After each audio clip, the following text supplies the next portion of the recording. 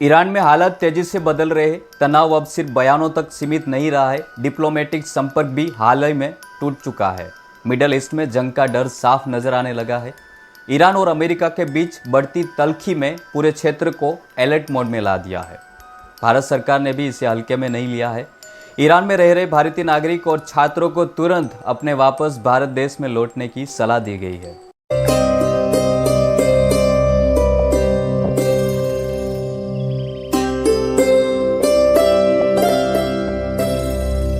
यह कदम बताता है कि हालात कितने संवेदनशील हो चुके हैं। दूसरी ओर अमेरिका में भी हलचल मच गई है।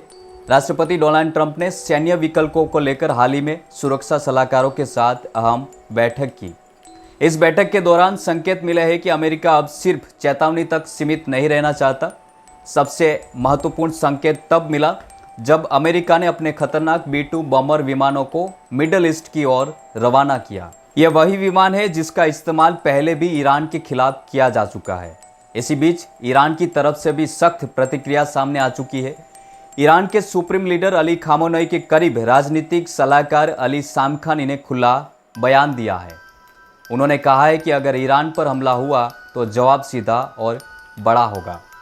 इसका इशारा साफ है, अगर अमेरिका ने हमला किया तो पहला जवाब इजराइल को मिलेगा। इसके बाद मिडल ईस्ट में मौजूद अमेरिकी एयरबेस और ईरान के निशाने पर होंगे। यह बयान सिर्फ चेतावनी नहीं माना जा रहा, क्योंकि अली सामखानी सिर्फ राजनीतिक चेहरा नहीं है, वे ईरान की सुरक्षा नीति के सबसे अहम चेहरे और रणनीतिकार माने जाते हैं। कहा जाता है कि कई बड़े फैसले उन्हीं के हाथों में होते हैं। अब सवाल उठता है, अमेरिका आखिर किसे निशान बना सकता है? जानकारों की माने तो अमेरिका फिलहाल सीधे अली खामेनेई पर हमला नहीं कर सकता। इसकी बड़ी वजह यह है कि वह धार्मिक पहलू है। खामेनेई सिर्फ राजनीतिक नेता नहीं है, बल्कि शिया समुदाय के बड़े धर्मगुरु भी है। अगर उन पर हमला होता है तो यह लड़ाई सिर्फ राजनीतिक नहीं रहेगी, बल्कि पूरे इस्लामिक वर्ल्ड में धार्मिक संघर्षों का रूप भी ले सकती है। और अमेरिका इस स्थिति से बचना चाहता है। माना जा रहा है कि अमेरिका का असली निशाना ईरान की सैन्य ताकत होगी, खासकर IRGC यानी कि इजराइल की रिवॉल्यूशन गार्ड। साथ ही ईरान का मिसाइल प्रोग्राम भी अमेरिका की लिस्ट में सबसे ऊपर है। ईरान की हाइपोसोनिक मिसाइलें पहले भी इजराइल और अमेरिका की चिंता बढ़ा चुकी है। इन मिसाइलों की रफ्तार इतनी ज़्यादा है कि मौजूदा डिफेंस सिस्टम भी उन्हें रोकने में पूरी तरह से सक्षम नहीं माने जाते। अगर अमेरिका हमला करता है तो यह हमला कई दिशाओं से हो सकता है। अमेरिकी एयरबेस से हो सकता है, समुद्र में तैनात एयरक्राफ्ट कैरियर से हो सकता है और इजराइल की ज़मीन से भी हो सकता है। इसी आशंका को दूर करने के लिए अमेरिका ने मिडल ईस्ट के कई एयरबेस को खाली करना शुरू कर दिया गया है।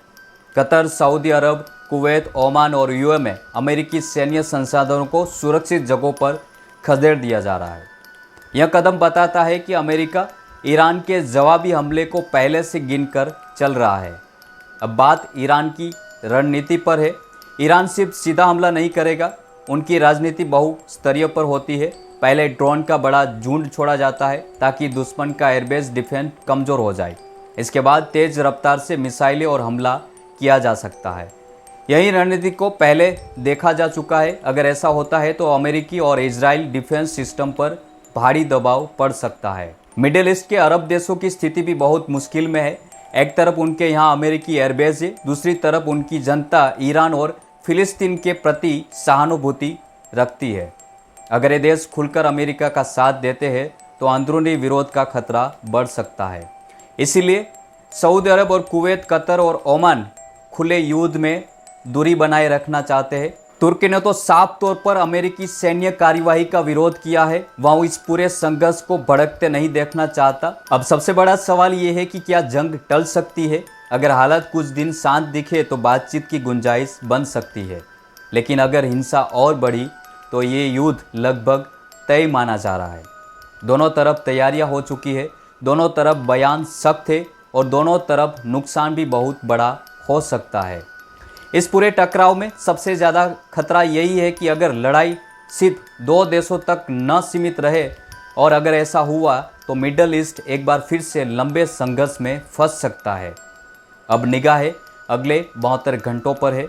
यही समय तय करेगा कि दुनिया एक और जंग की ओर बढ़ेगा या आखिरी वक्त पर हालात संभल जाएंगे। स्थिति गंभीर है और फैसला अब बहुत दूर नहीं है। इस पूरे मामले में आपका क्या कहना है हमें कमेंट करके ज़रूर बताइएगा और ऐसी जानकारी प्राप्त करने के लिए हमारी चैनल को सब्सक्राइब करना ना भूलें।